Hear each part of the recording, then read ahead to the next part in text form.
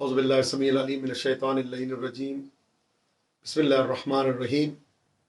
انسان فقیری کی شکایت کرتا ہے، پریشانی کی شکایت کرتا ہے، مشکلات مالی کی شکایت کرتا ہے۔ امام موسیٰ کاظم علیہ الصلوۃ والسلام کا فرمان ہے، سفینۃ البحار میں مرقوم ہے، آپ فرماتے ہیں لا يدخل الفقر، کہ بیتن اس گھر میں کبھی فقیری داخل نہیں ہو سکتی، فیہ اسم محمد او احمد او علی او الحسن او الحسین او فاطمہ من النساء علیہم السلام۔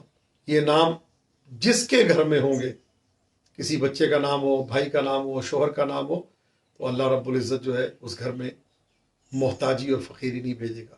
تو سوال یہ ہے کہ جن کے ناموں کا یہ کرشمہ ہے کہ اگر وہ کسی کے گھر میں آ جائے تو اس گھر میں فقیری نہیں آتی، تو اگر کوئی ان ہستیوں سے مانگے، سوال کرے، وہ کیسے محتاج رہ سکتا ہے؟